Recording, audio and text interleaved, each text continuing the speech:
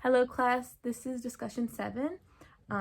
Today's topic, or this week's topic, is about our congestive heart, police brutality, and stress. First question, it asks what causes the heart failure, and that's going to be the condition. It occurs when results of impaired pumping capability of the heart is associated with abnormal retention of water and sodium. So basically when your heart isn't pumping as much as it should be due to loss of water and sodium.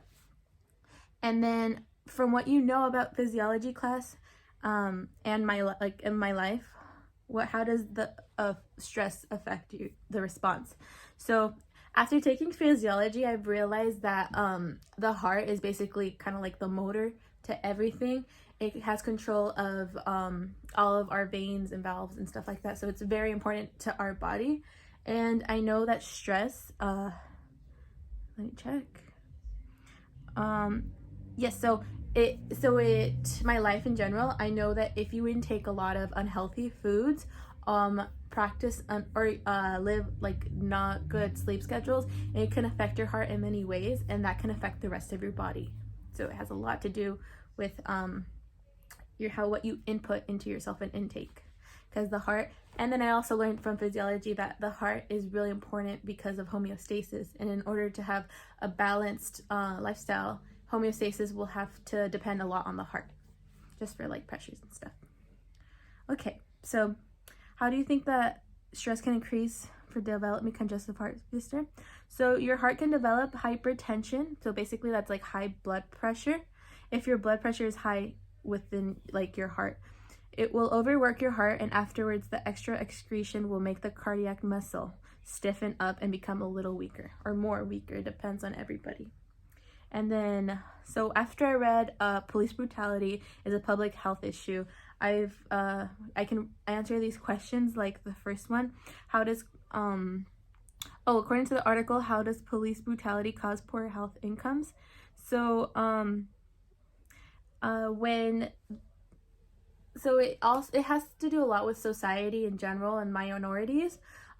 Reading the article has showed me a lot of how like statistics and other people's opinions too, such as Alang from the article. But all forms of threat and violence, from police violence of course, certainly creates stress, which we know that affects our hearts widely. So that has a lot to do with it, and that could be like a con from police brutality.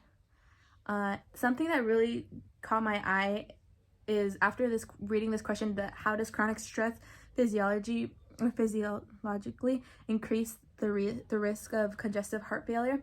I've realized that a lot of people from minority groups have to deal with a lot of stress.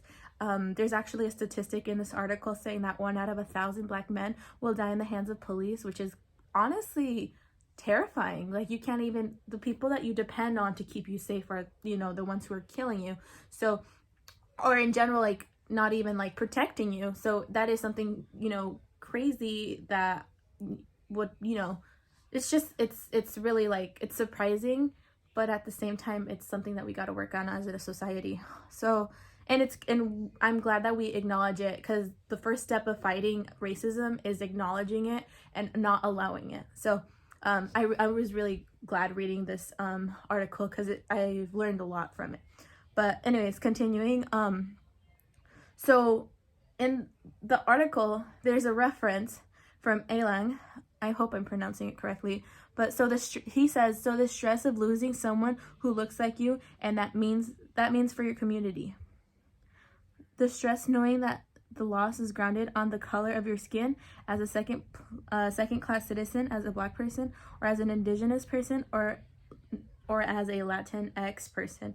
And I know for a fact that growing up, I'm just gonna like give a quick story. Is my parents were terrified of cops. I don't know why. It's just we always grew up knowing they were like or not like they were bad or anything, but it was just like something suspicious. So when I was younger, I remember I was like in my car seat, and I think I was dancing to something, and I wasn't wearing a seatbelt, and the cops came. And this is gonna be a little weird, but like my mom was terrified because she didn't speak English. So I knew like she was, you know, she was scared. So I don't know, I like developed this like fear for cops because it's the type of authority they use against you, and it does stress you out. So with that example, I can answer the last question. And what other thoughts did you have reading this article? And that stress is literally roams around your entire life, from the minute you wake up to the minute you're on to your way to work. That's like stress to like what can come towards you, like going to, you know, getting pulled over by a cop, to your job. And it's like there's so much stress that goes around in life that one things that you can lower stress, and I really like to do, is meditation.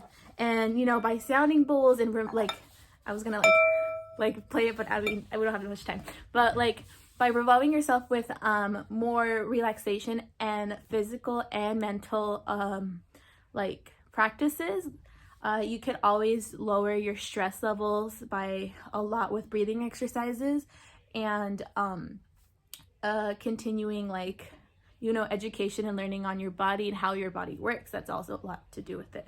So I really like this article that we've learned, and thank you guys for watching.